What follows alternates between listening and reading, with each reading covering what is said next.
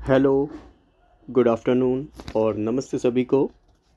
UK PSC lab assistant में जो forensic science विभाग में वैकेंसीज़ आई हैं उसका एग्ज़ाम मार्च 31 को होगा और इसके रिगार्डिंग मैं ऑलरेडी वीडियोस बना चुका हूं और मैंने उसमें सिलेबस पूरा आपसे डिफ़ाइन किया है।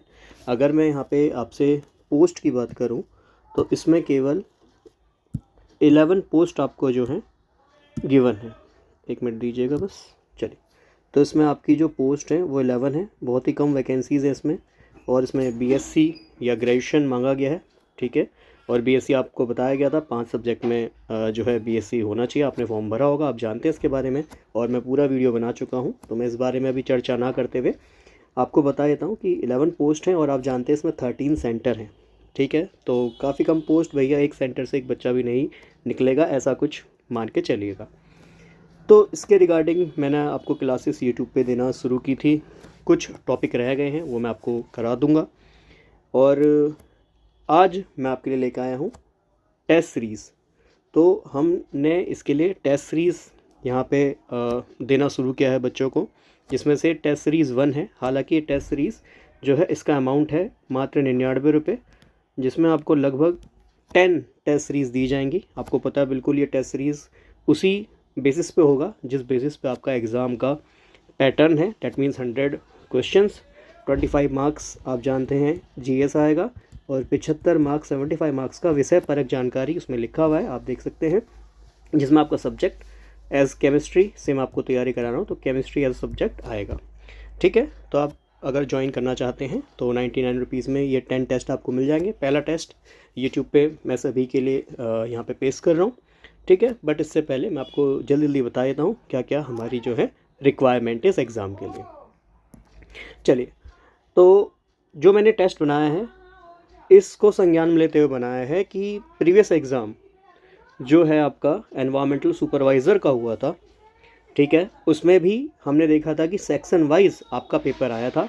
फिजिक्स का अलग था, केमिस्ट्री का अलग था, मैथ बायो का अलग था और जीएस का सेक्शन अलग था। तो सेम इसी पैटर्न पे आपका जो है टेस्ट सीरीज़ बनाया है। पहला टेस्ट सीरीज़ है तो मैंने कोशिश करी है कि ये टेस्ट जो है आपका थोड़ा इजी बनाऊं, ठीक है ना, ताकि आप लोगों को कॉन्फिडेंस रहे कि हमने अब तक अच्छे से पढ़ाई की है, ठीक है। तो एग्ज़ाम आप देख सकते हैं, आपको पता है 2 घंटे का आपका एग्ज़ाम है और मैक्सिमम 100 मार्क्स का ये पूछा जाएगा। और आपको पता है इसमें 2 सेक्शन है, अभी मैंने आपको बताया भी, ठीक है। और आपको पता है जितने भी क्वेश्चन हैं वो कंपलसरी हैं, तो वो सब आपको यहाँ पे मैंने ऑलरेडी दिया है। फिर इसमें सेक्शन ए जीएस का है, 25 मार्क्स का, एक क्वेश्चन 1 मार्क का, 100 क्वेश्चन आएंगे। तो मैं आपको ये भी कुछ बातें बताना चाहूँगा। देखिए, आपको कुछ बातें यहाँ पे ध्यान में रखनी होंगी कि जो आपका एग्ज़ाम है आपको 100 क्वेश्चन करने हैं और 120 मिनट में। तो मैं आपको कुछ बातें यहाँ पे बता देता हूँ। आपके पास सफिशिएंट टाइम है, 1 मिनट से भी ज़्यादा क्वेश्चन के लिए है और 1 लाइनर क्वेश्चंस आएंगे, ठीक है। तो पहली बात, आपको क्वेश्चंस जो हैं वो रीड करने हैं एटलीस्ट 2 से 3 बार। 2 से 3 बार का मतलब ये है, आप फर्स्ट राउंड में, राउंड 1 जब आप क्वेश्चन रीड करेंगे, देखो टेस्ट सीरीज़ का फ़ायदा ये होता है, आपको पता होता है कि एग्ज़ाम में आपको किस तरीके से बैठना है। तो जब राउंड 1 आप करेंगे तो उसमें आप क्वेश्चन को 1 बाय 1 गो थ्रू करेंगे। कोशिश करेंगे कि राउंड 1 आप 60 मिनट में, हद से 70 मिनट में कंप्लीट करें और उसमें अपने जो OMR सीट आपको दी जाएगी वो भी फिल करें। ऐसा ना हो कि आप केवल क्वेश्चन पढ़ते रह गए, एंड में OMR नहीं भर पाए, ठीक है। और टेस्ट सीरीज से में ही पता चलता है कि हाँ भाई, आपने अगर कोई क्वेश्चन पढ़ा है और OMR में आप उसको फिल कर रहे हैं। तो कई बार बहुत बच्चे गलती करते हैं, जैसे क्वेश्चन नंबर 7 उनको आया है, मान लीजिए 1 से 6 में उनको कोई क्वेश्चन नहीं आ रहा, 7वां क्वेश्चन उनको आ रहा है। अब जब OMR फिलिंग करते हैं, कई बार वो 7th क्वेश्चन में ABCD अगर आपको जो है सर्कल करना है तो उसको सर्कल ना करके किसी और आंसर को सर्कल कर देते हैं। तो सबसे बड़ा ध्यान आपको यही रखना है कि जब आप OMR प्रैक्टिस करते हैं, बिल्कुल माइंड को ओपन करके आप सोचें इस बात को कि आप कौन सा क्वेश्चन है। 7 है तो 7 का अगर C ऑप्शन है तो 7 अच्छे से देख लें, उसके आगे C। अब ऐसा नहीं है कि ऑप्शन ढूंढने में और OMR भरने में बहुत टाइम लगा रहे हैं, इसकी भी प्रैक्टिस आपको करनी चाहिए जल्दी से। OMR भरने की 7 है, जल्दी से उसका C बिल्कुल टार्क अच्छे से कर लेना। तो राउंड 1 जाना है, कोशिश करना है कि राउंड 2 भाई राउंड 1 में कई क्वेश्चन ऐसे भी होंगे जो आपको आते होंगे, या फिर कई क्वेश्चन ऐसे होंगे जिसमें आपने ऑप्शन एलिमिनेट कर दिए होंगे, है ना, कि ए बी तो हो ही नहीं सकता, सी और डी में से इसका आंसर होगा। तो उसको मैं चाहे तो गोला करके, है ना, सेकेंड राउंड में उसको देख सकता हूँ। तो क्वेश्चन को 2 बार एटलीस्ट 2 राउंड तक तो जाना है, ऐसा नहीं कि एक ही राउंड में गए, क्योंकि बहुत सफिशिएंट टाइम है, क्योंकि 120 मिनट में 100 क्वेश्चन करने, 1 मिनट से भी ज़्यादा टाइम मिलेगा, ठीक है। और जो ये पहला आपका टेस्ट सीरीज़ है, मैंने इसीलिए बहुत इजी रखा है ताकि आपको समझ में आए कि हाँ भाई क्वेश्चन इस तरीके से पूछे जाते हैं। अब ऐसा नहीं कि क्वेश्चन इजी है इसका मतलब जो है क्वेश्चन कहीं से भी पूछ दिए गए हैं। क्वेश्चन मैंने आपको कहीं ना कहीं प्रीवियस ईयर से ही दिए हैं, उनसे ही ऑब्वियस बात है खोजबीन करी है और फिर इसी बेसिस पर आपको क्वेश्चन दिए हैं, ठीक है। तो राउंड 1 राउंड 2 में आपको जाना है, ये चीज़ आपको ध्यान में रखनी है। फिर दूसरी बात देखो, आप मेहनत कीजिए अच्छे से, ठीक है। और मैं आपको ऑलरेडी बोल चुका हूँ, एटलीस्ट अगर आपके 70% मार्क्स नहीं हैं तो आप किसी भी एग्ज़ाम में खुद को सिक्योर नहीं मानिएगा। एनवायरमेंटल सुपरवाइज़र के लिए मैंने भी ये बात पहले भी बोली थी कि अगर एनवायरमेंटल सुपरवाइज़र जैसे एग्ज़ाम में अगर आप अपने 70% मार्क्स सिक्योर नहीं कर रहे हैं तो आपकी सीट वहाँ पे सिक्योर नहीं है। और जिस दिन मैंने ये बात बोली थी, कमेंट में कुछ बच्चों के कमेंट भी थे कि भाई सर आप पहले ही कैसे प्रिडिक्ट कर सकते हैं। भाई मैं प्रिडिक्ट नहीं कर रहा हूँ, मैं आपको कह रहा हूँ कि आप इतनी मेहनत कीजिए कि आप एटलीस्ट वहाँ पे 70% नेट, मैं गलत ये नहीं कह रहा ओवरऑल 70 क्वेश्चन, नेट 70 ठीक होने चाहिए, सब कुछ गलत गलत करके 70% आपका आना ही चाहिए। आप प्रीवियस ईयर एग्ज़ाम जितने भी आजकल हो रहे हैं, चाहे वो स्टेट लेवल पे है चाहे वो नेशनल लेवल पे है, सभी का आप एनालिसिस करके देखिए, एटलीस्ट 70% मार्क्स बच्चे ईजिली ला पा रहे हैं। चाहे आप अभी RO की कट ऑफ देख लीजिए, 107 का आई थिंक जनरल गया है, मोर देन 70% मार्क्स। चाहे आप एनवायरमेंटल सुपरवाइज़र देख लीजिए, मिनिमम 62% गया है और मैक्सिमम 70 तक वहाँ पे गया है। तो मैं यही आपसे कह रहा हूँ, एटलीस्ट इतनी मेहनत कीजिए कि 70% आपके नेट क्वेश्चन करेक्ट हों, तब आप खुद को सिक्योर माने। और कुछ बच्चों के, देखिए मैं काफ़ी टाइम से वीडियो नहीं बना रहा था, बट कुछ बच्चों के कमेंट आते हैं कि सर बताइए ना एनवायरमेंटल सुपरवाइज़र में कितने मार्क्स जाएंगे, कितनी कट ऑफ जाएगी। मैं उनसे जब ऑलरेडी आपको बोल चुका हूँ, मिनिमम 70% का टारगेट रखिएगा, ये मिनिमम है सेफ़ होने के लिए। अगर आपका इतना नहीं आ रहा है तो डेट मीन्स आप सेफ़ नहीं है, सीट्स वैसे ही कम है भाई। तो आप मुझसे ये ना पूछा करें कि सर एग्जैक्टली बताइए कितना जाएगा। भाई मैं नहीं बता सकता, मैं ऑब्वियस बात है UKPSC की सिलेक्शन कमेटी में नहीं हूँ, वो डिपेंड करता है बहुत सारी चीज़ों पे। जो लोग यूट्यूब पे क्लिक बेट बना रहे हैं कि इतनी कट ऑफ जा सकती है, तो देखो वो उनका अपना क्लिक बेट का तरीका है। मेरे पास इस चीज़ों के लिए समय नहीं है, मैं आपको केवल पढ़ा सकता हूँ और बस ये बता सकता हूँ कि एटलीस्ट 70% का टारगेट बनाइए। पेपर अगर हार्ड आता है तो मे भी कह सकते हैं 60% भी जा सकता है, बट एटलीस्ट 70%, क्योंकि UKPSC के पेपर इतने हार्ड नहीं मैं मानता, इतने हार्ड लेवल के वे नहीं हैं।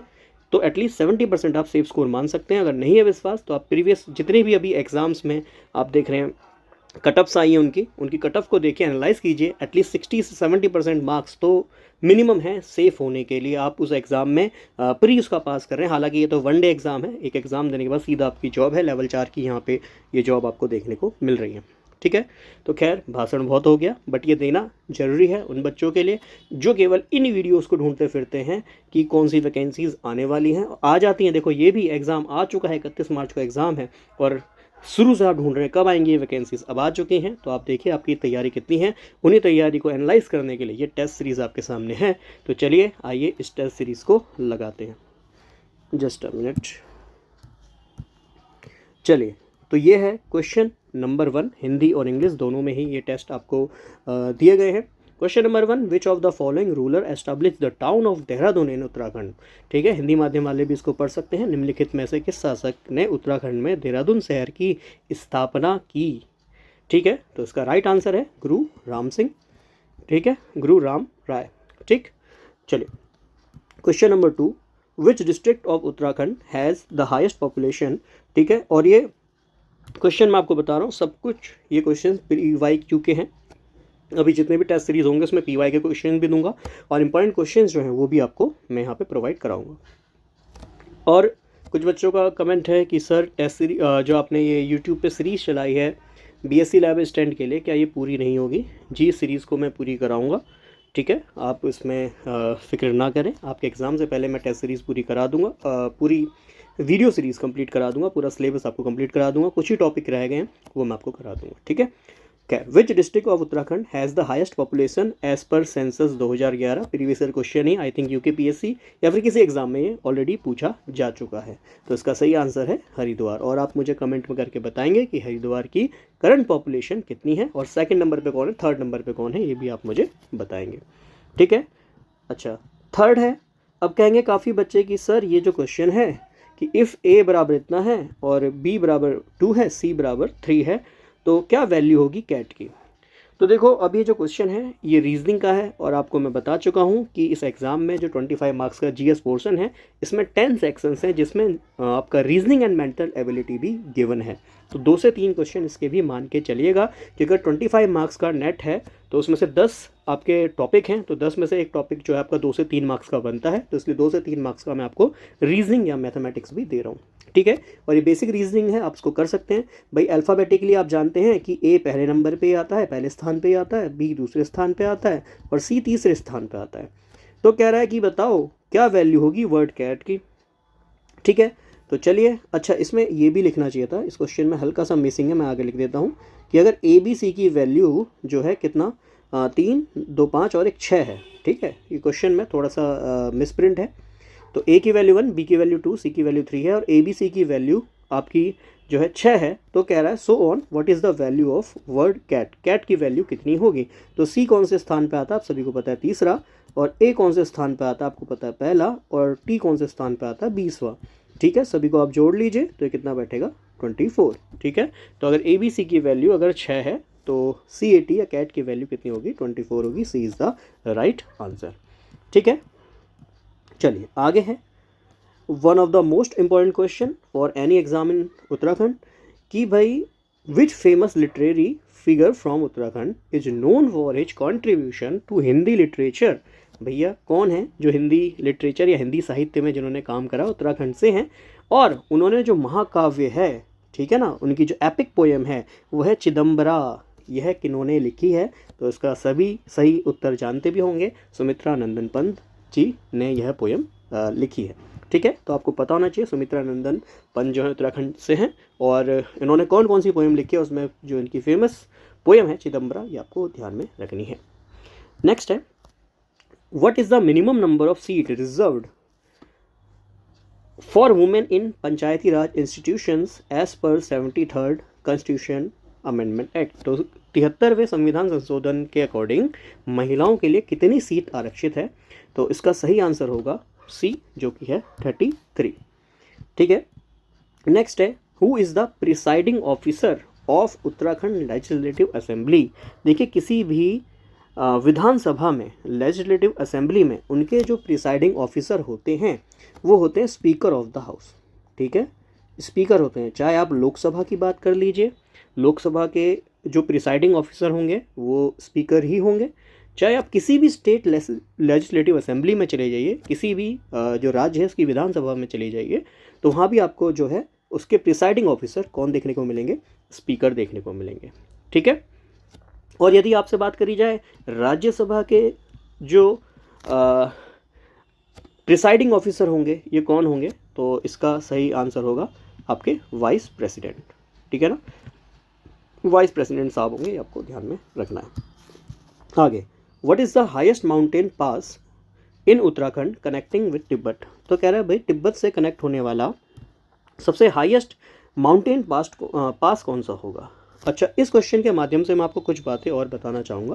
देखो जब भी ऐसे क्वेश्चंस होते हैं, आप क्वेश्चन जब भी अटैम्प्ट करते हैं, मैं आपको थोड़ा सा इसका आइडिया भी देना चाहूँगा कि प्लीज़ आप जब भी क्वेश्चन को देखते हैं तो क्वेश्चन को एलिमिनेट करना जरूर सीखिए।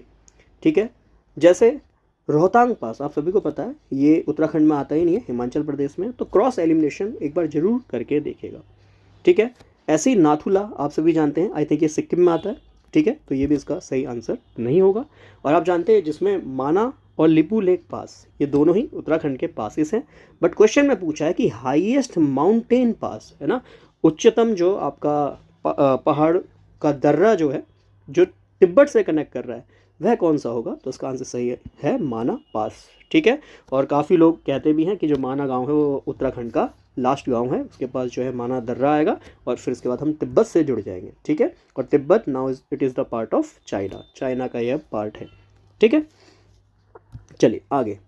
विच schedule of Indian constitution contain the list of state and UTs. अब देखो इस तरह के जो क्वेश्चन हैं, क्योंकि आपको पता है पॉलिटी से भी क्वेश्चन आने हैं, जिसमें उत्तराखंड की पॉलिटी और आपका इंडियन पॉलिटी से भी क्वेश्चन हो सकते हैं। देखो डीप में नहीं पढ़ना है, ठीक है। तो मेन बातें मैं आपको इंडियन पॉलिटी की पढ़ा चुका हूँ। इसका वीडियो मैंने यूट्यूब पे ऑलरेडी अपलोड किया हुआ है, आप जाके इसको प्लेलिस्ट सेक्शन में देख भी सकते हैं। इसमें मैंने आपको इंडियन पॉलिटी, इंडियन ज्योग्राफी दोनों ही पढ़ाया हुआ है, ठीक है। बेसिक कंप्यूटर एप्लीकेशन का क्वेश्चन भी आ सकता है, तो वो भी मैंने आपको पढ़ाया हुआ है, ठीक है। और याद कीजिए शेड्यूल जो अनुसूचियाँ हैं, ठीक है, अनुसूचियाँ 12 हैं और ये 12 की 12 आप याद कर लीजिए। याद करने का मैंने आपको तरीका बताया भी था, टीयर्स ऑफ ओल्ड पीएम करके, याद है, tears of old PM, old OLD ऐसे करके लिखता हूँ, ओल्ड PM, ठीक है। जिसमें से ये जो शुरू की 8 अनुसूचियाँ हैं ये ओरिजिनल संविधान में थी, ठीक है। और ये जो बाद की 4 हैं, ठीक है ना, 12 हैं, 12 में शुरू की 8 आपके ओरिजिनल संविधान में थी। और संविधान में संशोधन करने के बाद, दैट मीन्स कॉन्स्टिट्यूशन में अमेंडमेंट करने के बाद, ये 4 बची हुई लास्ट की जो हैं अनुसूचियाँ जोड़ी गई हैं, शेड्यूल्स जोड़े गए हैं। क्वेश्चन में हमसे पूछा गया है कि भाई लिस्ट ऑफ स्टेट, जिसमें हमारे जितने भी राज्य हैं और जितनी भी हमारी केंद्र शासित प्रदेश हैं, यूनियन टेरिटरीज़ हैं, इसके बारे में किस सूची में आपको दिया गया है। तो वो पहले ही सूची है, ठीक है। टी फॉर याद है टेरिटरीज़, टेरिटरी भारत की क्या क्या टेरिटरीज़ हैं। जो टेरिटरीज़ का मतलब ही है कौन कौन से हमारे स्टेट्स हैं और कौन कौन सी हमारी यूनियन टेरिटरीज़ है, कौन कौन से राज्य हैं और कौन कौन से केंद्र शासित प्रदेश हैं। ये हमें शेड्यूल 1 में ही दिया गया है। फिर याद कीजिए शेड्यूल 2 एमोलमेंट्स। एमोलमेंट्स का मतलब होता है कि क्या क्या भत्ते दिए जाते हैं, किन किन को दिए जाते हैं। अगर ये याद नहीं है, इतना डीप में आपसे नहीं पूछा जाएगा इस, क्योंकि देखिए सिंपल सी बात है, एग्जामिनर को भी इतना आइडिया ज़रूर होता है, उनको ऑब्वियस बात है हमसे ज़्यादा एक्सपीरियंस है इस चीज़ का कि भाई किस लेवल का एग्ज़ाम, लेवल 4 का एग्ज़ाम है, फिर इस एग्ज़ाम का बैकग्राउंड क्या है, ऑब्वियस बात है साइंस है। तो आपसे केवल शेड्यूल का ऊपर का इंफॉर्मेशन लेंगे कि किस शेड्यूल में क्या क्या मेन चीज़ें हैं, ठीक है। तो एमोलमेंट है, एमोलमेंट का मतलब क्या क्या किसकी सैलरी होगी, ठीक है, ये सब यहाँ पे आपको दिया जाएगा। फिर ए मतलब है एफर्मेशन, जिसमें हम ओथ और एफर्मेशन भी कहते हैं, ठीक है। ओथ एंड एफर्मेशन, ओथ का मतलब है ना शपथ लेना। तो भाई आपको पता है प्रेसिडेंट वाइस प्रेसिडेंट की शपथ तो ऑब्वियस बात संविधान में आर्टिकल में मेंशन है, ठीक है।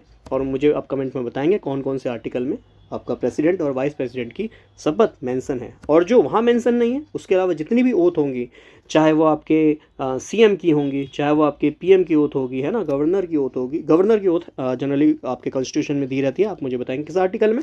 अदरवाइज CM PM हो गए या फिर आपके जितने भी कॉन्स्टिट्यूशनल बॉडी हो गई, उन सभी की ओथ, है ना, जब आप किसी पद को ग्रहण करते हैं तो उसमें जो है आप ऑब्वियस बात है शपथ खाते हैं कि मैं संविधान के हित में रह के काम करूंगा। तो वो जो शपथ है वो आपका शेड्यूल 3 है। शेड्यूल 4 राज्यसभा, भाई राज्यसभा में कितनी सीट्स हैं वो कहाँ मेंशन है, वो आपका शेड्यूल 4 में है। शेड्यूल जो आपका 5 है, इसमें आपके जो शेड्यूल एरियाज़ हैं, है ना, 10 स्टेट्स हैं, वो 10 स्टेट, आपको ज़रूरी नहीं है वो 10 स्टेट याद करने। हालांकि उसमें आप देख सकते हैं हिमाचल प्रदेश हो गया, इधर राजस्थान, फिर MP और इसके अलावा झारखंड, छत्तीसगढ़, इधर नीचे आएंगे महाराष्ट्र और आंध्र प्रदेश, तेलंगाना। टोटल आपके ऐसे 10 स्टेट आपको देखने को मिलेंगे, ठीक है। तो उनके लिए जो शेड्यूल उनके एरियाज़ हैं, है ना, जो उनकी पिछड़ी जो क्षेत्र हैं, उसके लिए जितनी भी चीज़ें हैं, चीज़ें का मतलब रूल्स एंड रेगुलेशन है, वो मैं आपको शेड्यूल 5 में दिए गए हैं। फिर शेड्यूल जो आपका 6 है, ये है other backward areas. Other backward areas इसको याद करना है, जो शेड्यूल 6 है ये काफ़ी बार पूछा गया है। अदर बैकवर्ड एरिया है, उसमें कौन कौन से एरियाज़ आते हैं, तो उसको याद करने का तरीका है आसमी त्रिमी, ठीक है, आसमी त्रिमी। तो आसाम, मेघालय, त्रिपुरा और मणिपुर, ठीक है, ये आपको ध्यान में रखना है। फिर इसके बाद शेड्यूल 7, जिसमें आपकी लिस्ट दी होती है, फेडरल लिस्ट जिसको कहते हैं। फेडरल लिस्ट का मतलब सेपरेशन ऑफ पावर, पावर किस तरीके से विभाजित है, जिसमें आप देख सकते हैं आपके पास होती है सेंट्रल लिस्ट, स्टेट लिस्ट और कंकरेंट लिस्ट। तो ये आपका शेड्यूल 7 में गिवन है, रिवीजन में करा रहा हूँ, ऑलरेडी आपको ये बता चुका हूँ सारा। फिर इसके बाद शेड्यूल 8, जिसमें आपकी आती हैं ऑफिशियल लैंग्वेजेस, ठीक है। टोटल इसमें 22 लैंग्वेज हैं, इसमें इंग्लिश नहीं है, ठीक है ना, ध्यान रखना इंग्लिश इसमें नहीं है, क्वेश्चन पूछा गया है, ठीक। तो ये शुरू के 8 जो शेड्यूल है, मैंने आपको बताया, ये संविधान जब शुरू में ओरिजिनल संविधान बना था तो ये 8 जो शेड्यूल्स हैं, अनुसूचियां हैं, ये वहाँ पे गिवन थी। जो बची हुई 4 हैं, टीयर्स ऑफ ओल्ड पीएम, तो LDPM, ये L मतलब जिसमें आपके लैंड जो जितने भी लैंड से रिलेटेड आपके आर्टिकल थे, जैसे उसमें आर्टिकल 31 था, ठीक है ना, आर्टिकल 19 था, इसमें जो लैंड वाला पार्ट था उसको हटाकर अलग से एक शेड्यूल डाला गया जिसको हम शेड्यूल 9 कहते हैं। और इस शेड्यूल 9 के अंतर्गत यह माना गया था कि अगर इस शेड्यूल 9 में किसी भी आप लॉ को या आर्टिकल को डालते हैं तो वो जुडिशियल उस पर इंटरप्रेट नहीं कर सकती है, जुडिशियल इंटरप्रिटेशन नहीं हो सकता। आप जिनको नहीं पता छोड़िए, मैं इतना डीप में नहीं जाऊंगा। फिर 10th है डिफेक्शन। डिफेक्शन का मतलब होता है दल बदलू। तो दल बदल ना करें, आपने देखा आजकल ये बहुत कॉमन हो गया दल बदल करना, है ना, कोई भी नेता किसी और दूसरी पार्टी में जाके मिल जाएगा। अभी आपने हिमाचल प्रदेश का केस देखा है जिसमें वहाँ पे सीट आप देख सकते हैं कांग्रेस की थी, और जबकि राज्यसभा में जब वोटिंग हुई तो वहाँ पे जो है फ़ायदा बीजेपी को हुआ। ठीक है, वो करंट इशू है, उसको आप देख सकते हैं। तो खैर यहाँ पे डिफेक्शन है भाई, जो दल बदलू करते हैं उनको रोकने के लिए, उनके एंटी अगेंस्ट उनके काम कराने के लिए जो है कानून बनाया गया, ठीक है, जिसको 52nd संविधान संशोधन से जोड़ा गया है। अच्छा, लैंड वाले जो आपका ये है शेड्यूल 9, इसको किस में जोड़ा गया, तो फर्स्ट जो कॉन्स्टिट्यूशनल अमेंडमेंट एक्ट हुआ था, जो पहला संविधान संशोधन हुआ था, उसमें शेड्यूल 9 को जोड़ा गया। 52वें में आपका जो है एंटी डिफेक्शन को जोड़ा गया है। और इसके बाद पी यहाँ है पंचायत और M है म्यूनिसिपैलिटीज़, है ना। तो 73वें में आपका जो पंचायत और 74वें में म्यूनिसिपैलिटीज़ को यहाँ पे जोड़ा गया संविधान। ठीक, तो खैर ये सब एक बेसिक था। अब आप कहेंगे किसी क्वेश्चन में आप डीप में जा रहे हैं, किसी क्वेश्चन में डीप में नहीं जा रहे हैं, तो मैं आपको बता देता हूँ। जो आपको डायरेक्ट याद करना है वो मैं आपको डायरेक्ट याद करने कहूँगा, और जिस क्वेश्चन से आपके बहुत सारे क्वेश्चंस बन सकते हैं तो मैं इसको थोड़ा सा इस तरीके से रिवाइज जरूर कराऊंगा, क्योंकि जितने भी शेड्यूल्स हैं इससे क्वेश्चन आना कोई बड़ी बात नहीं है, और ये एक ही एग्ज़ाम में आपके हेल्प नहीं करेगा। अभी इसके बाद आप देख रहे हैं यहाँ पे लैब असिस्टेंट, जिसमें केमिस्ट्री के 18 पद, या जिस भी सब्जेक्ट से आप एग्ज़ाम दे रहे हैं उसमें भी ये सारे टॉपिक्स आपको पूछने को फिर से मिलेंगे। ठीक है, खैर इसका सही आंसर है फर्स्ट शेड्यूल। आगे बढ़ते हैं, आगे समझते हैं। नेक्स्ट, ये बहुत इंपॉर्टेंट क्वेश्चन है। क्यों? क्योंकि इसमें दिया है which constitutional amendment act is called Nari Shakti वंदन एक्ट। ठीक है, और ये बिल्कुल अभी लास्ट अक्टूबर-नवंबर की ही न्यूज़ है, जिसमें आपने देखा है कि महिलाओं के लिए रिजर्वेशन दिया गया है कि 1/3 जितनी सीट्स हैं उसकी 1/3 सीट हैं वो महिलाओं के लिए रिजर्व करी जाएंगी। किस किस में? एक तो लोकसभा में, और जितनी भी स्टेट लेजिस्लेटिव असेंबली हैं, मतलब किसी भी राज्य की जितनी भी विधानसभा है और लोकसभा है, इसमें महिलाओं के लिए रिजर्वेशन रखा गया है, जिसको नारी शक्ति वंदन एक्ट कहा जा रहा है। पर क्वेश्चन में ये पूछा है कि कौन सा कॉन्स्टिट्यूशनल अमेंडमेंट एक्ट है। तो यहाँ से ये भी पता चलता है कि अब तक टिल नाउ संविधान में कितने संशोधन किए जा चुके हैं। तो 106 किए जा चुके हैं, तो ये बिल्कुल लेटेस्ट वाला है 106 कॉन्स्टिट्यूशनल अमेंडमेंट एक्ट, जिसमें महिलाओं के लिए 1/3 सीट रिजर्व रहेगी। क्या इस वाले इलेक्शन में यह सीट रिजर्व रहेंगी? तो इसका आंसर है नहीं। जब नया डीलिमिटेशन एक्ट बनेगा, है ना, फिर से जब दोबारा से जो आपकी नेक्स्ट सेंसस होगा, या डीलिमिटेशन की जगह मैं सिंपली कहूँ सेंसस, ठीक है ना, जो अगली जनगणनाएं होंगी, ठीक है, उसमें ऑब्वियस बात है डीलिमिटेशन लिमिट, ऑब्वियस बात है कि भाई किसी स्टेट में अगर कितनी इक्विवेलेंट सीट हैं अकॉर्डिंग टू पॉपुलेशन, तो पॉपुलेशन के अकॉर्डिंग कितनी बराबर की सीट हैं, तो उसको हम डीलिमिटेशन कहते हैं। मैं इतना ज़्यादा पॉलिटिक्स में नहीं जाऊँगा। खैर मेन बात मैं आपसे यहाँ कहना चाहूँगा कि उसमें जब नया सेंसस आएगा, नई जनगणना आएगी, तो उसमें जनरली आपको ये जो 1/3 रिजर्वेशन है वुमेन के लिए, ये आपको देखने को मिलेगा। ठीक है, और कितने साल तक? नेक्स्ट 15 ईयर्स, और उसको भी एक्सटेंड किया जा सकता है बाय अ लॉ। ठीक है ना, एक नए लॉ से उसको और जो है एक्सटेंड किया जा सकता है। ठीक, खैर इसी से बनने वाले कुछ और प्रश्न जो आपके जनरली कई बार मैच द फॉलोइंग में पूछ लिए जाते हैं। प्रश्न यह होगा कि 103वां जो कॉन्स्टिट्यूशनल अमेंडमेंट एक्ट था, यह कौन सा था? ऑब्वियस बात है, ये भी पूछ सकता है। मैच द फॉलोइंग में लेटेस्ट जितने भी कॉन्स्टिट्यूशनल अमेंडमेंट एक्ट हुए हैं वे आपसे डायरेक्टली पूछ सकता है। तो 103वां आप जानते हैं, जिसमें EWS कोटा जो आप जिसे कहते हैं, इकोनॉमिकली वीकर सेक्शन का कोटा, यह देखने को मिला है। ठीक, 104 की बात करें तो इसमें जो सीट एंग्लो इंडियंस के लिए होती थी, अगर आपने थोड़ा बहुत भी पॉलिटी पढ़ा है और थोड़ा बहुत भी आपके दिमाग में याद है कि 2 सीट एंग्लो इंडियंस के लिए होती थी लोकसभा में, याद है एंग्लो इंडियंस मतलब ऐसे प्रवासी, मतलब जो जनरली एंग्लो वर्ड बना है इंग्लिश से, ठीक है। तो जो एंग्लो जितने भी लोग थे वो इंडिया में आके बसे, तो उनका भी रिप्रेजेंटेशन हो, तो इसलिए उनकी कुछ सीटें फिक्स थी लोकसभा में और स्टेट लेजिस्लेटिव असेंबली में, राज्य की विधानसभा में। तो वो जो है यहाँ पे रिपील कर दिया गया, हटा दिया गया है। ये था 104वां कॉन्स्टिट्यूशनल अमेंडमेंट एक्ट। और 105वां, जिसमें ओबीसी का क्लासिफिकेशन कौन करेगा, पहले इस पर बहस हुई थी। और पहले कहा गया था कि भाई जो ओबीसी हैं, अदर बैकवर्ड क्लास हैं, इनको डिफाइन करेगा सेंटर। फिर भाई इसको रिपील कर दिया गया, हटा दिया गया। और यहाँ पे क्लियरली बताया गया कि भाई जो है ओबीसीज को आइडेंटिफाई करने का काम स्टेट गवर्नमेंट करेंगी, और उन पे जो लॉ है वो भी स्टेट गवर्नमेंट बनाएंगी। ये है आपका संविधान का 105वां संशोधन। ठीक है, आप इसको नोट्स कर सकते हैं, क्विक नोट्स इसका बना सकते हैं। देखो, टेस्ट सीरीज लगाना उतना ज़रूरी है। अब जो बच्चे स्किप करके देख रहे हैं वो ये मेन बातें छोड़ देंगे कि टेस्ट सीरीज लगाना उतना ज़रूरी है। एक तो इससे हमें पता चलता है हमारा तैयारी कितनी है, एनालिसिस करना बहुत ज़रूरी है।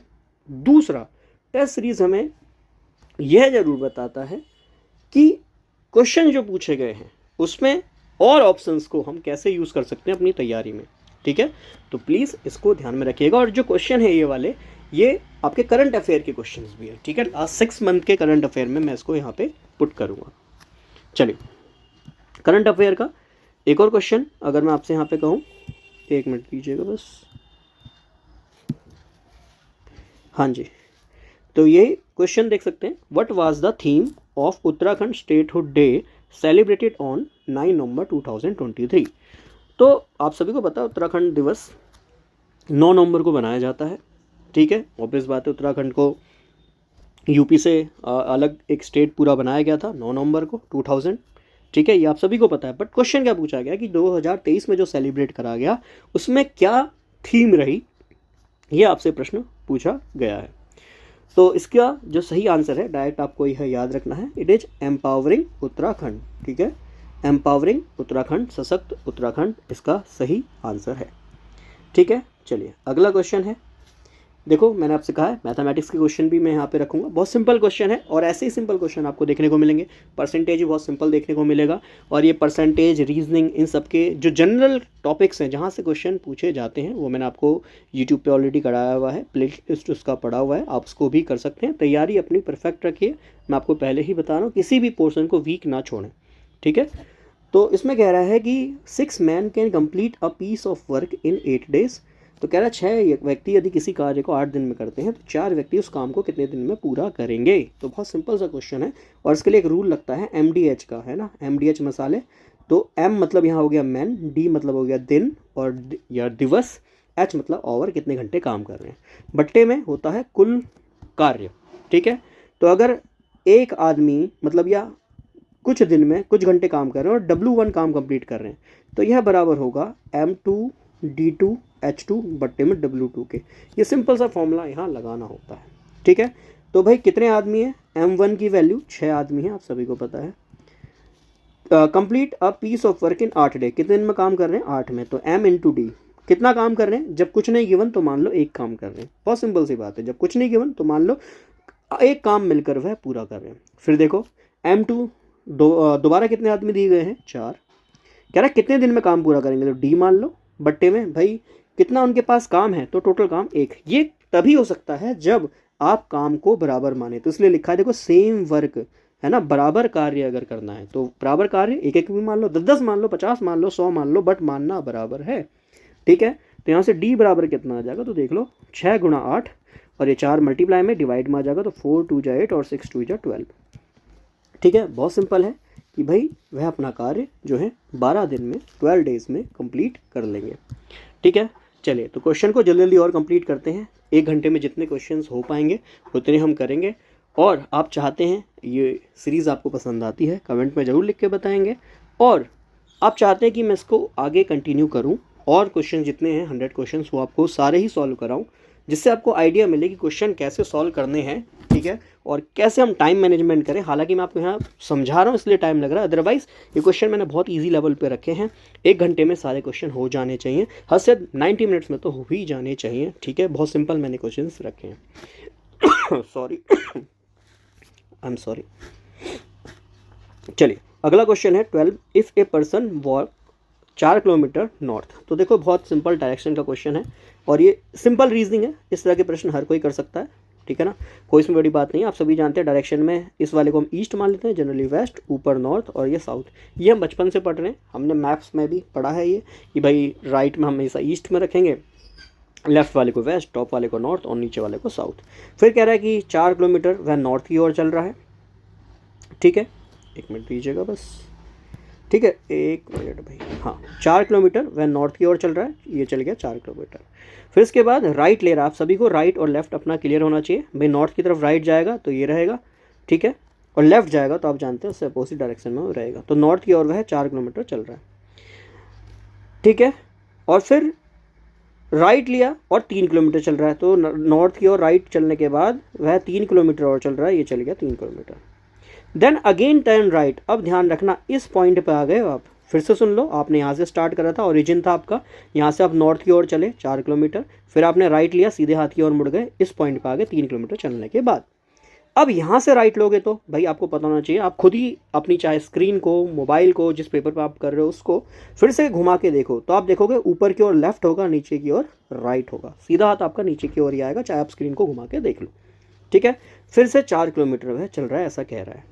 फिर कह रहा है in which direction is the person from the starting point. तो भाई ये स्टार्टिंग पॉइंट था, ये इसकी डायरेक्शन है, कह रहा है स्टार्टिंग पॉइंट से यह किस दिशा में होगा, तो भाई स्टार्टिंग पॉइंट से यह ईस्ट दिशा में। अब अगर क्वेश्चन ये भी आए कि कितनी दूर होगा, तो भाई ऑब्वियस बात है, अगर ये वाली दूरी 3 किलोमीटर है तो ये इसके पैरेलल है, समांतर है, तो ये दूरी भी 3 किलोमीटर होगी, तो ये 3 किलोमीटर होगा, किस डायरेक्शन में होगा, ईस्ट की तरफ होगा, तो यह ईस्ट की तरफ है, ये आपको ध्यान में रखना।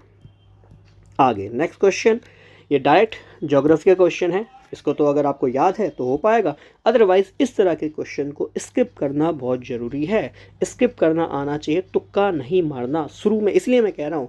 अब जो बच्चे सेम वीडियो को स्किप करेंगे वो इस मेन बात को नहीं सीख पाएंगे। क्या नहीं सीख पाएंगे कि सर पहले राउंड में सभी क्वेश्चंस हमें नहीं करने हैं। देखो अब अगर गले में फांसी चढ़ ही गई है फिर तो मैं कहूँगा सारे ही क्वेश्चंस करके आओ, राम भरोसे छोड़ दो।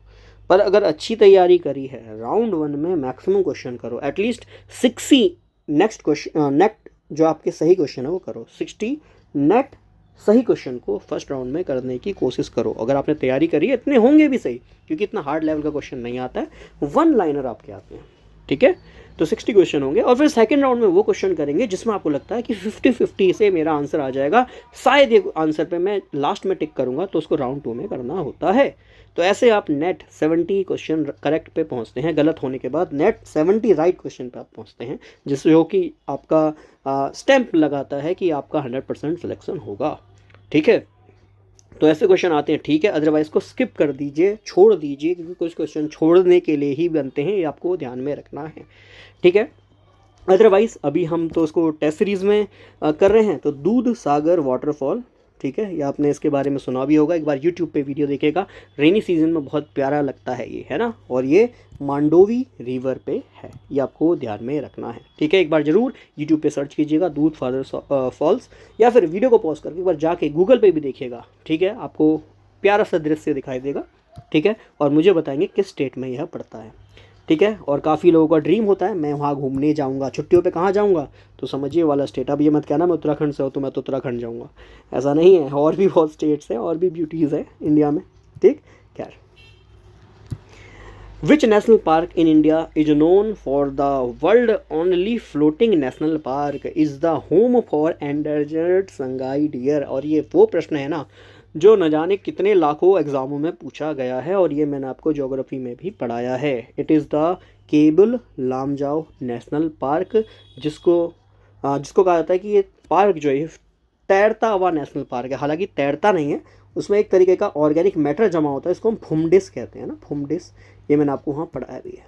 इस फुमडिस के जमा होने की वजह से ऐसा लगता है कि ये जो नेशनल पार्क है तैर रहा है, हालांकि वो कुछ नहीं होता, एक तरह की घास मान लो, ठीक है, ऑर्गेनिक मटेरियल मान लो कि भैया ये जमा रहता है, जिसकी वजह से वो आपको नज़र आता है। एक बार ये भी अगर अभी आप अपने पॉज करके जाइए और एक बार गूगल पे डाल के देखिए, आप देखेंगे कैसे वहाँ पे गोले गोले ऐसे बने होते हैं, मतलब वो ऑर्गेनिक मैटर ऐसे जमा हुआ होता है, ठीक है। और वहाँ मिलने वाला एक सेंगाई डियर, अच्छा इसको डांसिंग डियर भी कहते हैं, ये भी ध्यान में रखिएगा, ये भी अच्छा प्रश्न बनता है। It is also called dancing dear, ठीक है, नृत्य करता हुआ हिरन आपको यहाँ पे दिखाई देगा।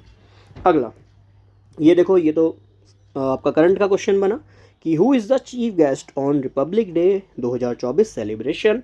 तो जिन्होंने रिपब्लिक डे देखा होगा मुझे ये बताएंगे, उत्तराखंड की जो झांकी थी, ठीक है, उसका क्या थीम था ये मुझे ज़रूर बताएंगे। और इसमें जो होस्ट जिनको किया गया था, ठीक है, तो उनका नाम है फ्रेंच प्रेसिडेंट इमैनुअल मैक्रोन, ठीक है, इनको बुलाया गया था, ये आपको ध्यान रखना। सॉरी, होस्ट तो हम कर रहे थे बट हाँ इनको बुलाया गया था, ठीक है, तो as a main chief guest. आगे, which ministry has received the highest budgetary allocation. ये भी देखो करंट का ही क्वेश्चन आप कहेंगे। तो आपको पता है ये इलेक्शन ईयर है, ठीक है, इलेक्शन ईयर है। इलेक्शन ईयर में जो बजट निकाला जाता है उसको इंटरिम बजट कहते हैं, सुना भी होगा, बहुत बार न्यूज़ में आता है, इंटरिम बजट पेश किया है। और अगर इलेक्शन ईयर नहीं है तो उसको हम जनरल बजट कहते हैं, सामान्य बजट, ठीक है। जनरल बजट का मतलब ये होता है कि जिसमें जनरली गवर्नमेंट दिखाती है कि हाँ भैया हमने इतना अच्छा बजट पास किया है, इसमें मिडिल क्लास को भी हेल्प मिल रही है ना, अंबानी अडानी को भी हेल्प मिल रही है, गरीब से गरीब क्लास को भी हेल्प मिल रही है। उसमें खूब बताया जाता है, खूब फोड़ा जाता है कि भैया यहाँ पे हमने इतना एलोकेट किया है बजट, यहाँ पे इतना एलोकेट किया है। जबकि इंटरिम बजट को ऐसा कहा जाता है कि भाई सामान्य तौर पर गवर्नमेंट इसकी ज़्यादा चर्चा नहीं करती है क्योंकि लुभा नहीं सकती है ना, इलेक्शन ईयर है। तो जनरली एथिकली माना जाता है कि भैया इस साल जो गवर्नमेंट है वो लुभाएगी नहीं लोगों को कि हमने ये दिया है, वो बस केवल जनरल बता देगी हाँ भैया इलेक्शन में है तो इसमें इस साल इस बजट इतना बजट दिया गया है और इस मिनिस्ट्री को इतना बजट दिया गया। हालांकि कहीं ना कहीं देखो ऑब्वियस बात है, स्वाभाविक है, पावर हर कोई रहना चाहता है, ठीक है, तो उसका अलग इशू है, खैर मैं उस पर बात नहीं करूँगा, वो फिर नहीं तो अलग हमारे टॉपिक को ले जाएगा। खैर, विच ministry has receive the highest budget. तो सबसे ज़्यादा बजट किसको मिला है हर साल की तरह, डिफेंस को, मिनिस्ट्री ऑफ डिफेंस, सबसे ज़्यादा बजट इन्हीं को मिला है, ये आपको ध्यान में रखना है और करंट का ही क्वेश्चन ये बनता है। आगे आ जाइए, इंडियन हिस्ट्री पे जो क्वेश्चन है बेसिकली इंडियन नेशनल मूवमेंट और गांधीयन आपका जो प्रिंसिपल्स हैं या गांधीयन जो मूवमेंट है उस पर क्वेश्चन बहुत पूछे जाते हैं। और बहुत सिंपल सा क्वेश्चन है कि महात्मा गांधी का first major public movement India में कहाँ हुआ।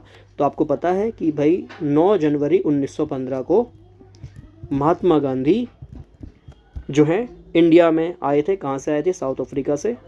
आप सभी को इतनी बेसिक बातें पता होती हैं कि हाँ इतना तो सभी को याद होता है कि कहीं ना कहीं बाहर से ही गांधी जी आए थे। कब आए थे? 9 जनवरी 1915। इस दिन याद ध्यान में एक बात और रखनी कि प्रवासी भारतीय दिवस 9 जनवरी को मनाया जाता है, इसी उपलक्ष्य में मनाया जाता है, ये भी आपको ध्यान में रखना है, ठीक है। अब जब गांधी जी भारत में आए तो आते ही उन्होंने केक खाया, ऐसे याद करने का तरीका है, ठीक है। केक खाया, CAKE ऐसे करके लिख देता हूँ, एक मिनट दीजिएगा, अरे भाई ए हट जा, हाँ तो ऐसे याद रखिएगा। गांधी जी भारत में और केक खाया, केक खाने से क्या मतलब है, इसमें आप इनके जो मेजर पब्लिक मूवमेंट हैं आने के बाद वो आप ध्यान में रख सकते हैं, जिसमें C मतलब है यहाँ पे चंपारण। काफ़ी बच्चों को डायरेक्ट भी याद होता है, जिनको नहीं याद उनको मैं एक ट्रिक या मिमोनिक से इसको याद करा सकता हूँ।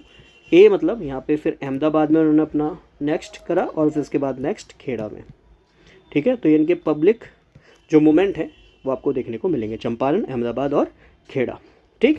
तो आते ही कहाँ पे करा है, तो इसका सही आंसर बन जाएगा चंपारण में, ठीक है। 1917 में ये किया था अहमदाबाद, 1918 और यहाँ पे 1919। चंपारण कहाँ है? बिहार में। आप देख रहे होंगे यहाँ पे जो इंडिगो प्लांटेशन होता था और जो किसान हैं, ठीक है, उनके लिए जनरली रिवॉल्ट किया गया था।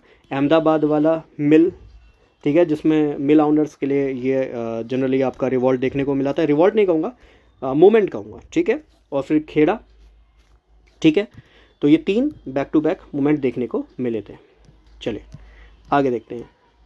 Who was the founder of Nalanda university? बहुत अच्छा क्वेश्चन है, रिसेंटली मैंने देखा कुछ एग्जाम में ये पूछा गया है, ठीक है, कि नालंदा यूनिवर्सिटी के फाउंडर कौन थे, तो ये ध्यान में रखना है, कुमारगुप्त फर्स्ट। अच्छा, अगर ये क्वेश्चन आ जाए हु वाज द डिस्ट्रॉयर, किन्होंने डिस्ट्रॉय किया था नालंदा यूनिवर्सिटी को, तो ये भी आपको ध्यान में रखना है, बख्तियार खिलजी, ठीक है।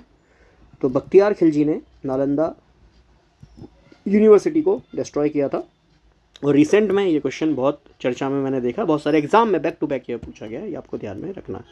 आगे, which sector contribute the most to economy of Uttarakhand? देखो इकोनॉमी ऑफ उत्तराखंड से क्वेश्चन पूछा गया क्योंकि आप देख सकते हो सिलेबस में साफ साफ लिखा है इकोनॉमी ऑफ उत्तराखंड, और इससे भी प्रश्न पूछे जाएंगे। एक मिनट दीजिएगा भाई, ये क्या हो गया, हाँ ठीक है।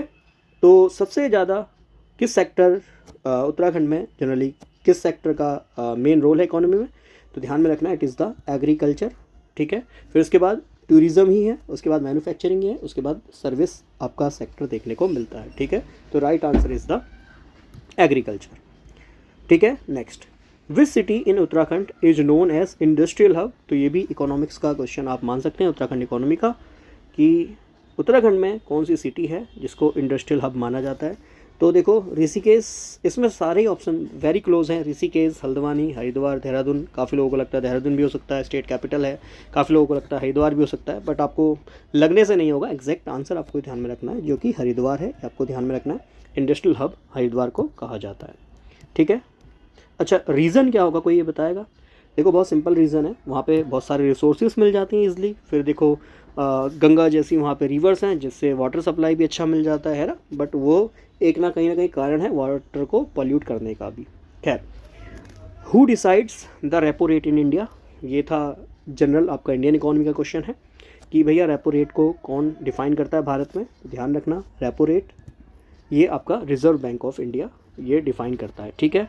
अच्छा, रेपो रेट क्या होता है, अगर कोई ये बताए तो देखो रेपो रेट क्या होता है। मान लीजिए किसी बैंक को आरबीआई से पैसा चाहिए, ठीक है, तो आरबीआई जब बैंक को पैसा देगा तो वो कुछ परसेंटेज पे देगा, ब्याज पे देगा कि भाई लो तुम क्या करो भाई 6.5% पे मुझसे पैसा ले जाओ, ठीक है। ये हो गया रेपो रेट। आरबीआई कहेगा, आरबीआई पहली बात बैंकर ऑफ बैंक है, बैंक को भी जो पैसा दे वो कौन है, आरबीआई है, रिजर्व बैंक ऑफ इंडिया है, ठीक है। आरबीआई एक्ट 1935 या 1934 से बना था, ठीक है, ये भी आपको ध्यान में रखना है। तो आरबीआई रेपो रेट को निर्धारित करता है, किस रेट पे वह बैंक को पैसा देगा। अभी आई थिंक रिसेंट में 6.5% पे बैंक को पैसा देता है। तो बैंक क्या करेगा भैया, जो है सिक्योरिटीज़ वगैरह आरबीआई को जमा करेगा कि भाई लो मैं तुमसे पैसा ले रहा हूँ, तो ये लो मेरे पास कोलेट्रल है ना, गिरवी रख के कुछ पैसा लेगा। तो 6.5% पे वह आरबीआई उसको पैसा देगी कि भाई जब मुझे दोगे कोलेट्रल ले जाना और 100 रुपये पे 106 रुपये मुझे वापस लेके जाना, ठीक है। और इसके अलावा आरबीआई जो ये repo rate, reverse repo rate, अच्छा रिवर्स रेपो रेट भी होता है ना। तो रिवर्स क्या होता है, रिवर्स इसका उल्टा हो जाता है। अब आरबीआई कहेगा, मान लो आरबीआई को लगता है कि मार्केट में बहुत पैसा पहुंच गया है जिसकी वजह से महंगाई हो रही है, तो आरबीआई बैंक से कहेगा ला बे ला, अपने जो एक्स्ट्रा पैसे हैं वो मेरे पास जमा कर दो, मैं तुम्हें उसके बदले सिक्योरिटी दूंगा और तुम मुझे पैसा दे रहे हो तो ऑब्वियस बात है ब्याज पे दोगे, है ना। तो आरबीआई उससे कुछ ब्याज पे वो पैसा ले लेगा, लगभग ये 3.35% पे जो है आरबीआई। ये कब होता है, ऑब्वियस बात है जब इन्फ्लेशन होता है, मार्केट में ज़्यादा पैसा पहुंच गया होता है, बैंक से पैसा आरबीआई अपनी ओर ले लेगा। ऐसा नहीं है कि आरबीआई उधार ले रहा है कि भैया मेरे पे पैसे की कमी होगी मुझे दे दो, नहीं, आरबीआई इन्फ्लेशन को, जो आपकी महंगाई है, इसको रोकने के लिए रिवर्स रेपो ऑपरेशन चलाता है, ठीक है। तो आरबीआई जो ये मनी सप्लाई करता है या इसका ऑपरेट करता है, इस पॉलिसी को हम मॉनेटरी पॉलिसी कहते हैं, ये भी ध्यान में रखिएगा, ठीक है। मॉनेटरी मतलब पैसा को कौन रेगुलेट करेगा, आरबीआई करेगा। और अगर यही पैसा गवर्नमेंट रेगुलेट करे तो उसको हम फिस्कल पॉलिसी कहते हैं, ये भी ध्यान में रखिएगा, ठीक है। तो दो तरह की नीतियाँ होती हैं जिसमें मॉनेटरी पॉलिसी और फिस्कल पॉलिसी होती है। मॉनेटरी पॉलिसी कौन ऑपरेट करता है, आरबीआई, और फिस्कल पॉलिसी गवर्नमेंट ऑपरेट करती है। फिस्कल मतलब जो भैया गवर्नमेंट लेन देन का पैसा, चाहे वो आपका पब्लिक अकाउंट का पैसा है ना, चाहे कंसोलिडेटेड फंड ऑफ इंडिया का पैसा है, ये कौन रेगुलेट करेगा, किस तरीके से रेगुलेट करेगा, वो गवर्नमेंट रेगुलेट करेगी, उसको हम फिस्कल पॉलिसी कहते हैं, ठीक। चलिए आगे, what was the main objective of quit India movement. तो जो क्विट इंडिया मूवमेंट, भारत छोड़ो आंदोलन, इसकी क्या मेन डिमांड थी। ये तो भाई सभी को नाम से पता चल रहा है, भारत छोड़ना है, to demand the complete independence from the British rule, यही सही आंसर लग रहा है। बट देखो कई बार ऐसा होता है कि पहली ही नज़र में, है ना, ऑप्शन से प्यार हो जाता है कि भाई यही ऑप्शन बिल्कुल सही होगा, पहली नज़र वाला प्यार। बट प्लीज़ अवॉइड दिस, यहाँ पे आप रियल लाइफ में आ रहे हैं, रियल लाइफ एग्ज़ाम दे रहे हैं, तो प्लीज़ एक बार बाकी ऑप्शंस को भी देख लें। To demand the dominion status, dominion status का क्या मतलब होता है कि भैया ठीक है सारा देश का रख रखाव हम ही करेंगे, बट क्वीन का राज है ये हम मान के चलेंगे। डोमिनियन है मतलब कि भैया राजपाट हम देखेंगे, बट आदेश किसका होगा, वो ऑब्वियस बात है क्वीन ऑफ इंग्लैंड, ठीक है, इंग्लैंड ही उसका सर्वोत्तम जो भी काम को देखने वाला होगा वो होगा। डेट मीन्स वो वॉच ओवर करेगा और हम काम करेंगे, ऐसा मान के चलो। कंप्लीट इंडिपेंडेंस मतलब भैया निकल जाओ देश से बाहर, बस ठीक है, देश से बाहर निकल जाओ, छोड़ के चले जाओ। तो डोमिनियन स्टेटस जब क्विट इंडियन मूवमेंट हुआ तो भैया भारत छोड़ो, सिंपल सी बात है, हमें अपना इंडिपेंडेंस पूरा चाहिए, हम सोवरिन बनेंगे, कोई हम पे राज नहीं करेगा, ठीक है, हम अपने राजपाट को खुद देखेंगे, तो इसलिए क्विट इंडिया मूवमेंट चला था। To demand separate electorate for Muslim, ये तो 1909 में हो गया था, ठीक है, जिसमें डिवाइड रूल पॉलिसी क्या था, मॉर्लेमेंटो रिफॉर्म्स, है ना, तो 1909।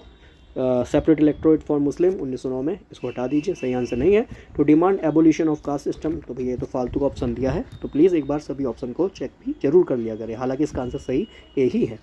आगे, ये तो सिंपल सा साइंस का क्वेश्चन है, क्योंकि जनरल साइंस भी हमारे सिलेबस में है।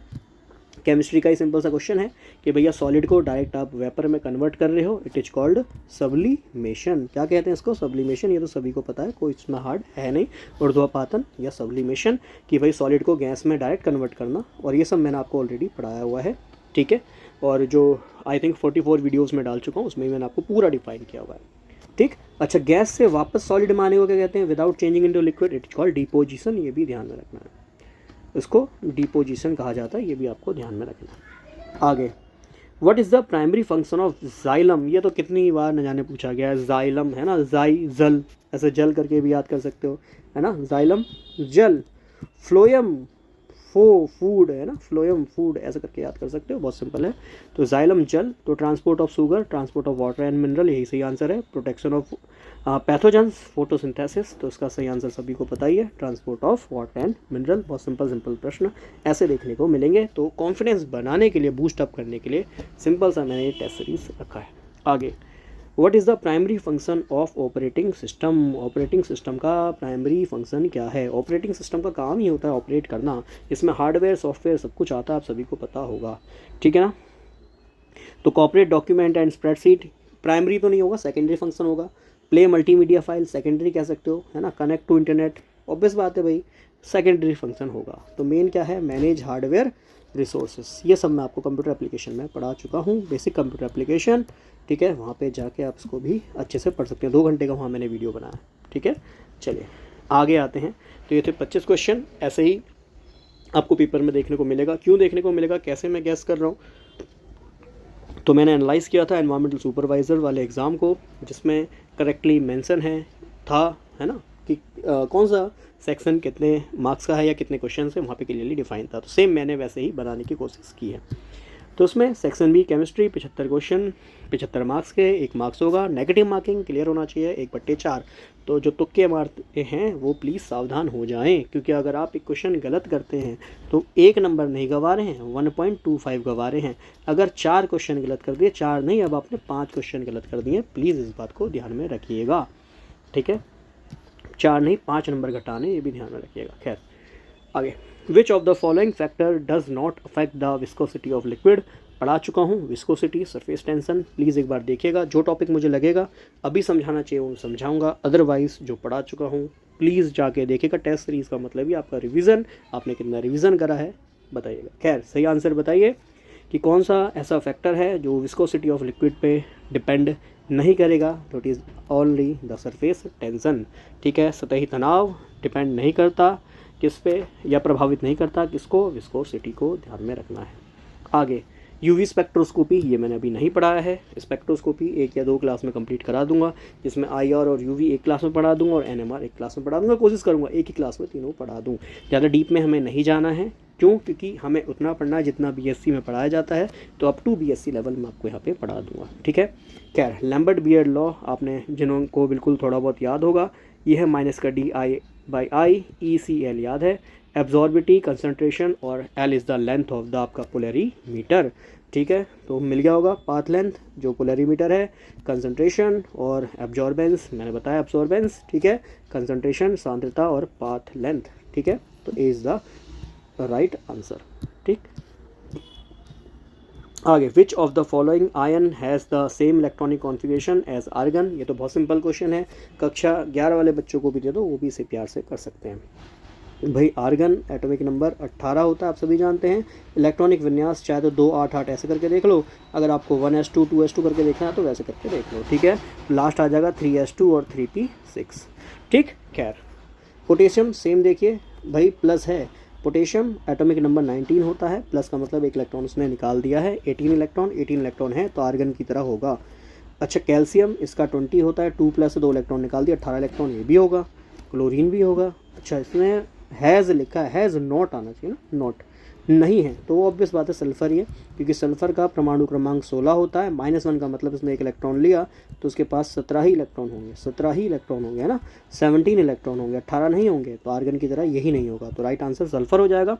और क्वेश्चन में हल्का सा जो गड़बड़ है वो भी हमें समझ में आई कि भाई नॉट यहाँ पे नहीं लगाया है ना। खैर आगे, the second law of thermodynamics. Thermodynamics मैंने नहीं पढ़ा है, ये टॉपिक टू बी वेटेड, तो ये भी मैं आपको पढ़ा दूंगा। हालांकि ये जो पिछला क्वेश्चन है मैं पीरियोडिसिटी पढ़ा चुका हूँ, उसमें ये सारे टॉपिक मैंने आपको पढ़ाए थे।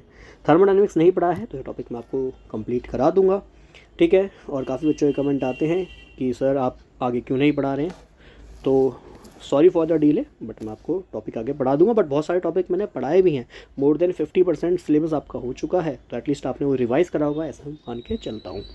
आगे, the second law of thermodynamics implies that. भाई सेकंड लॉ क्या है, तो सेकंड लॉ में आप जानते हैं जनरली बात करता है आपके एंट्रोपी की, है ना, कि एंट्रोपी है, और उसमें कुछ बात करता है हीट ट्रांसफ़र की भी, कि भाई जो हीट ट्रांसफ़र है वो हमेशा हॉट बॉडी से कोल्ड बॉडी की ओर होती है ना।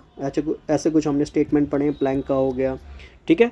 तो ऐसे कुछ स्टेटमेंट भी हमने वहाँ पे पढ़े हैं, उसको मैं अच्छे से डिफाइन भी करूँगा। बट हाँ, सेकंड लॉ कहीं ना कहीं एंट्रोपी को डिफाइन करता है, ये भी आपको ध्यान में रखना है कि S = Q/T होता है, ठीक। बट हालांकि इस क्वेश्चन में क्या पूछा, पढ़ते हैं, it is impossible to achieve 100% efficiency in any heat engine. तो मुझे लगता है इसका आंसर भी यही है, बट बाकी ऑप्शन मैं भी पढ़ूंगा। बट क्यों कह रहा हूँ आंसर है, क्योंकि हीट जो ट्रांसफ़र होता है वो हॉट बॉडी से होल्ड लिख दिया, हॉट बॉडी से कोल्ड बॉडी की ओर ट्रांसफ़र होता है।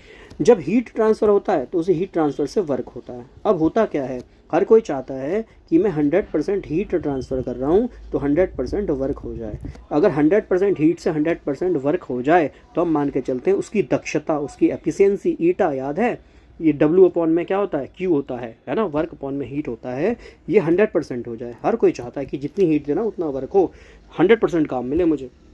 बट ऐसा कभी भी पॉसिबल नहीं होता। वाई? क्योंकि हीट लॉस्ट हो जाती है, हीट लॉस्ट हो जाती है, हीट खो जाती है। कैसे खो जाती है आप सभी को पता है, एक सिंपल सा एग्जाम्पल, कि भाई जो आपके बाइक्स हैं, आपकी कार्स हैं, उसमें कंबस्टिबल इंजन या हीट इंजन वर्क करता है, और उस हीट इंजन में होता क्या है, जनरली हीट वर्क कराती है, पर आप देखते हैं जितनी भी हीट है वो सारा का सारा वर्क में कंप्लीट नहीं होती है, कुछ हीट लॉस्ट हो जाती है। आप देखते हैं इंजन गर्म होता है, वो हीट बाहर एटमॉस्फेयर में लॉस्ट हो जाती है।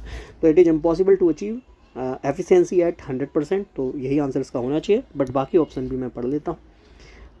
क्या लिखा है, all energy transformation are reversible. भैया कहाँ, सारी एनर्जी ट्रांसफॉर्मेशन क्या रिवर्सिबल होता है? जिस फ्यूल को जलाकर, ईंधन को जला के आप हीट बना लेते हैं, क्या उस हीट से वापस फ्यूल बन जाता है? Not, it is not possible.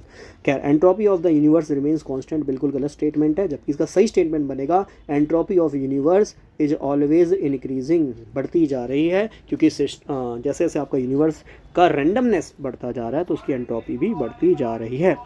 आगे है, heat always flow from lower temperature to higher temperature. Heat जो है वो कम ताप से अधिक ताप की ओर जाएगा। नहीं भैया, अभी तो बताया सर, हॉट बॉडी अधिक ताप से कहाँ हीट ट्रांसफ़र होगा, कोल्ड बॉडी की ओर होगा। उल्टा लिख दिया है स्टेटमेंट, मतलब ये भी सही ऑप्शन नहीं है। आगे है, the Bragg question is commonly used in which experimental technique.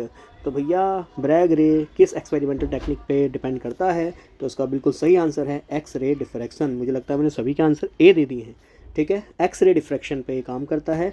Bragg law मैंने आपको पढ़ाया था, याद कीजिए, n λ = 2d साइन थीटा। याद है कि भैया ये आपके सॉलिड के इंटरप्लेनर स्पेस हैं, यहाँ से कोई लाइट रिफ्लेक्ट करके जा रही है, इनका जो रिफ्लेक्शन है इसको ही हम थीटा कहते हैं। एन क्या है भैया, किस ऑर्डर का डिफ्रैक्शन है, लैम्डा इज़ द वेवलेंथ, तरंग दैर्घ्य, और डी क्या है कि भैया यहाँ पे स्पेसिंग का कितना डिस्टेंस है, डी, और थीटा आप जानते ही हैं, ठीक है। फिर इसमें हमने देखा था कंस्ट्रक्टिव और डिस्ट्रक्टिव। अगर कंस्ट्रक्टिव है तो formula n λ = 2d sine theta ही रहेगा, 2d साइन थीटा ही रहेगा। और अगर डिस्ट्रक्टिव है तो n λ/2 equal to 2d sine theta हो जाएगा। एक मिनट दीजिएगा, equal to 2d sine theta हो जाएगा, और ये इक्वल टू किधर जाएगा, तो डिस्ट्रक्टिव के लिए फॉर्मूला हो जाता है n λ = 4d साइन थीटा, ठीक है। अब जिनको बिल्कुल पल्ले नहीं पड़ रहा भैया, BSc लेवल पे एग्ज़ाम दे रहे हो, फिर वही कहानी, फिर कमेंट करोगे कि पहले ही प्रेडिक्ट कर दी आपने कि भाई कितने मार्क्स पे एग्ज़ाम क्वालिफाई होगा। तो भैया प्रेडिक्ट करना जरूरी है, 11 ही सीट्स हैं और मुझे कहते हुए कोई डर नहीं लगने वाला कि इसमें अगर 75% से ज़्यादा पे कट ऑफ चली जाए। 11 ही सीट हैं भैया, बहुत अच्छे पढ़े लिखे बच्चे भी हैं। इस पेपर को ऐसे ही हवा में उड़ाने वाले बच्चे हैं, और जबकि मैंने बिल्कुल बेसिक पेपर बनाया है, ये बिल्कुल बेसिक है, ऊपर ऊपर की बात कि ब्रैग लॉ में कौन सा लॉ लग रहा है, भैया एक्सरे लग रहा है, सभी को पता है, कोई बड़ी बात नहीं है, ठीक है ना। और आपकी तैयारी इस लेवल की नहीं है तो भैया फिर आप चाहे तो कमेंट कीजिए, आपका मोस्ट वेलकम है, पर उससे मेरा कुछ नहीं बिगड़ेगा, आपका समय और आपका टाइम बिगड़ेगा। आगे, which of the following gas law state that pressure of a gas P is inversely proportional to the volume at a constant temperature. भैया डायरेक्ट लॉ पूछा है, सबसे पहला यही लॉ पढ़ते हैं, पॉल्स लॉ, ठीक है। उसके बाद Charles law, Avogadro law, gallows act, सब कुछ मैंने आपको पढ़ाया हुआ है, एक बार जरूर जाके देखिएगा, गैसेस लॉ मैंने आपको पढ़ाया, ठीक है। आगे, which noble gas is commonly used in cryogenics due to extremely low boiling point? Right answer is the A, helium। और साफ साफ के सिलेबस में chemistry of noble gas mention है।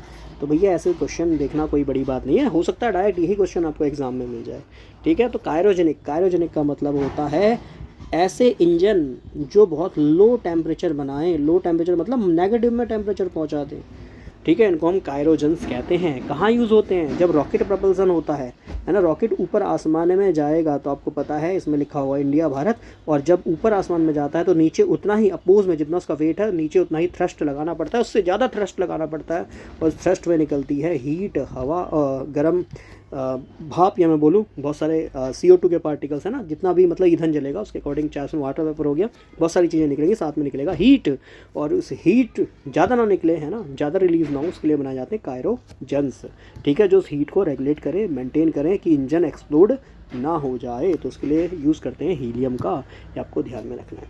आगे, बहुत सिंपल सरल question, standard electrode potential of hydrogen SEP किसका? हाइड्रोजन का, या इसको हम SHEB कह देते हैं, स्टैंडर्ड हाइड्रोजन इलेक्ट्रोड पोटेंशियल।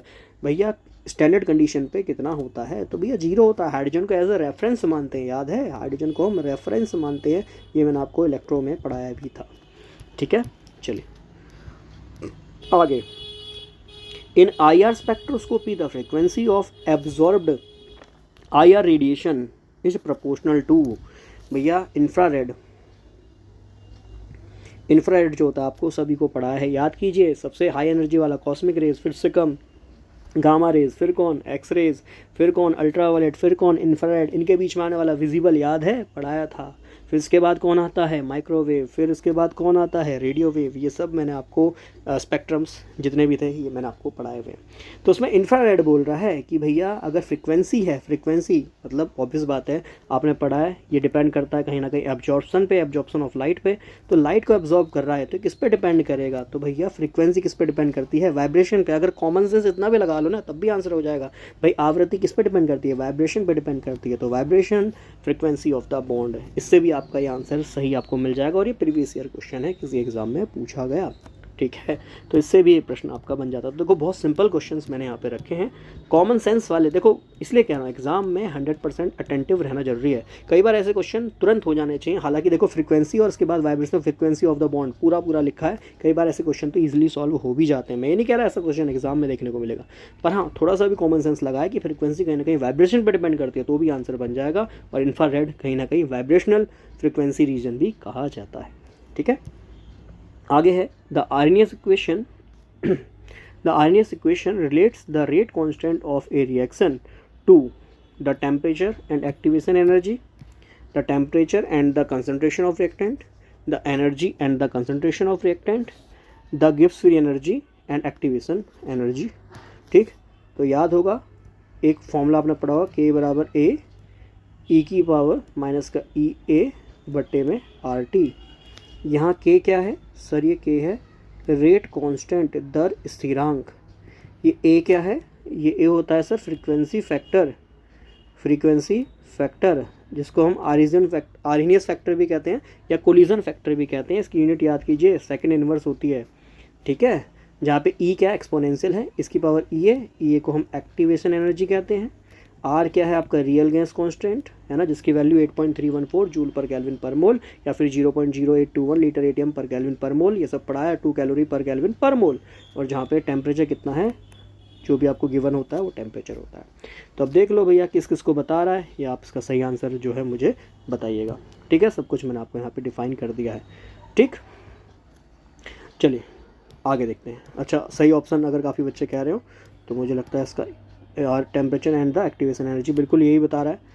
कह रहा है temperature of the reactant, reactant की तो बात ही नहीं हो रही, एक्टिवेशन एनर्जी रिएक्टेंट बात ही नहीं हो रही, गिब्स एनर्जी की बात ही नहीं हो रही, तो सही आंसर तो यही बन गया।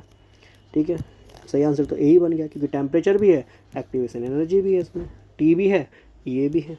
आगे, which of the following pairs represent geometric isomer. Last question है, 1 घंटा हो गया है, आप पे डिपेंड करता है, आप चाहेंगे इस सीरीज़ को पूरा कराऊं तो आप मुझे ज़रूर बताइएगा, कमेंट में ज़रूर लिखिएगा।